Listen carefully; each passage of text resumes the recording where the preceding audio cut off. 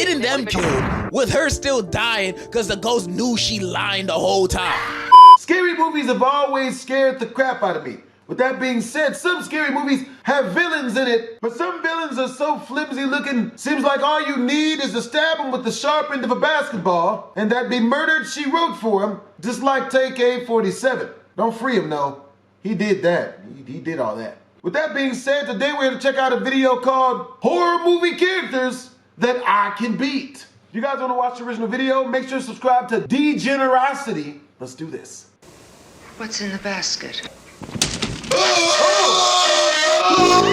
Yo, it's spooky season. Halloween's right around the corner. So we back at it again with more horror movie characters that I know can't stand a foot against me because of my strength and intelligence. No one likes a long opening ceremony, so let's waste no time and get right into round one.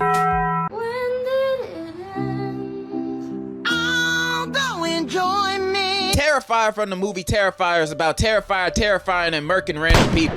One Mexican down. I know his name is Art the Clown, but Terrifier is more fun to say. Now, when looking at him, he looks like your ordinary killer clown, and he is, but the difference between him and the rest is that he's brutal. He will deal with his victims in the messiest, most grotesque way possible. I don't even think I can show you any of the ways of how he do it, cause this YouTube. But he saws a woman in half from her poon to her head in front of her BFF. This dude crazy. However, I don't think he's all that terrifying based on my observations of him. In the first movie, when we get introduced to him, we as the audience can subtly tell that there's something different about this guy from everybody else. I don't know if you can notice, but this man's teeth is terrible. It looked like he never picked up a toothbrush a day in his life. You can tell he at least got gingivitis or mouth cancer, so that'll lower his stats in a fight against me. He technically fighting 2 battles at once. He also gets bitched by the pizza shop owner for being weird and creepy. Now, this would have been an amazing moment to jump on. Even though at this point in the movie he hasn't killed anyone yet, him having a staring problem at the shop alongside his whole demeanor, I'ma assume he's trying to start something and we fighting there. And since everyone else in the shop hate him too, they're joining in with me. Cause the way he do these murders, he strikes me as someone you can win against if you can sneak him or come in numbers when he don't got a gun. Now, I know he technically a demon since he gets revived at the end of the first and second movie, but he got no other demon powers. Plus, his revives takes at least 2 to 3 business days to do. So I'll have time for seconds. I just gotta be on my toes. This is low to mid diff at best. Who made that mess? You did, Kate. Longlegs is about an FBI agent who gets assigned to a case of a string of murders, and each one leaves a note signed by Longlegs. This guy. However, what's weird about these murders is other than the letters left at the scene, there's no physical evidence that this guy is the killer. Even though he definitely is. Like, look at him, he gotta be guilty of something. The reason for the lack of evidence is because there's 2 more accomplices to the murders. The main character's mom and Satan, the devil himself. They've been creating dolls of their victims, giving it to them, and having the devil do the rest. So this is a powerful force I'm dealing with. How am I supposed to beat these guys when they have the literal devil on their side? Well, joke's on them, because I deal with the devil every day. Through my struggles, temptations, anger. And almost half the time I end up winning because I have God on my side. And in a fight against these devil-worshipping demons, I believe he will give me the strength of 1,000 young niggas to punish these sinners to death in a life or death boxing match. So yes, I could confidently say, on God, I'm beating the devil alongside his ugly ass disciples too. No diff. I have the Holy Ghost with me. A Quiet Place takes place in a world where monsters called death angels just popped up in New York and started killing people. Although these things are blind, you can't make any sound or noise because these things will find you. So you gotta stay quiet. This is gonna be more of a how'd I survive than me beating them, cause what I look like trying to fight this, I'm not Epo. First, I'ma travel solo or with my direct family. I'm not traveling with no other groups, none of that, especially if they got a kid with them. Second, no kids, all of them gotta go. Cause they'll be the first ones to get us killed. Most of them be crying over the smallest things. Plus, they won't be able to run from these monsters with their little legs. They're a free meal for these things, and I'm not trying to be the appetizer. And I'm only talking little kids. If your kid is old enough to know when to shut the hell up, they're cool. But if they aren't, I'm sorry to tell you, but I highly recommend you to abandon your children. They'll only hold you back just like in real life. Who knows? They might be able to survive on their own, maybe, probably 5% chance, but that's not nothing. So only family, no kids, and a lifetime supply of moon pies.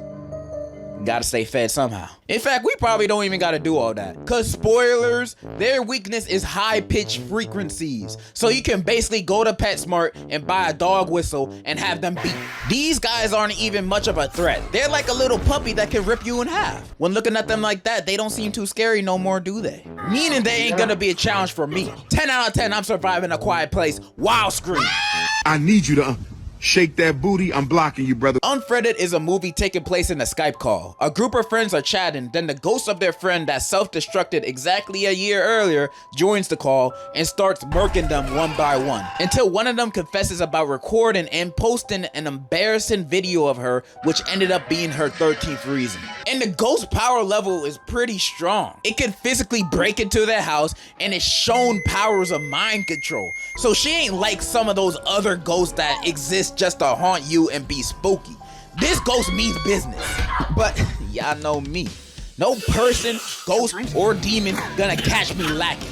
I know I can beat this ghost. The only reason these guys had a hard time with it is because these group of friends are dumber than a sack of potatoes. Although they do try calling the police once and attempt to track the ghost down as if it ain't a ghost, they don't do nothing else to fight against this ghost. They just play along with its death games. And I'm just wondering why none of these guys are leaving. Granted, the ghost said if anyone leaves the call, they die. But they can leave the house without the ghost knowing while staying in call at the same time. Everybody's screaming and distracting on there. Laura ain't gonna notice.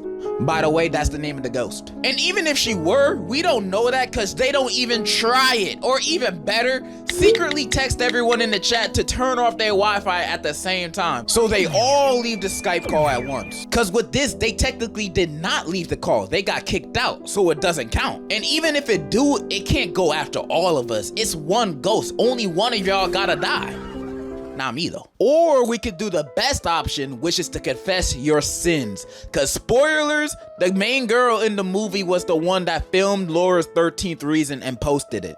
And earlier in the film, when she was researching how to stop ghosts from killing you and your friends on FaceTime, the website said admitting guilt is the only way out. So all she had to do was say, yo, about the video and the bullying and me being the reason you shot yourself, my bad, like I didn't even know you were gonna do all that for real. She could have just done that, but instead she blames her friends when the ghost asked who did it, getting them killed with her still dying because the ghost knew she lied the whole time. Unbelievable. All this bloodshed Scared the crap out of me, bro. Was completely avoidable. I've listed a few good options to beat this ghost and save your friends' lives at the same time. But you know what this girl does at the end of the movie instead? She goes on chat roulette, begging people to call the police for her. Now, if this is not the dumbest option, I don't know what is. Tell me, would you go on Omegle, talking to niggas from Timbuktu, begging them, please call the cops, a ghost is killing us on FaceTime? Like, why would that idea even cross your mind? These guys are so dumb in the movie. There's no saving them, but they're saving me. I am not dying in this situation, even if these were my group of friends, because I'm going to be in that call confessing and snitching like I just received a Happy Meal at interrogation. I'm all for ride or die, but dying is always the last option for me. And if I don't have to, I ain't going to. This is a low diff ghost problem. I'm surviving.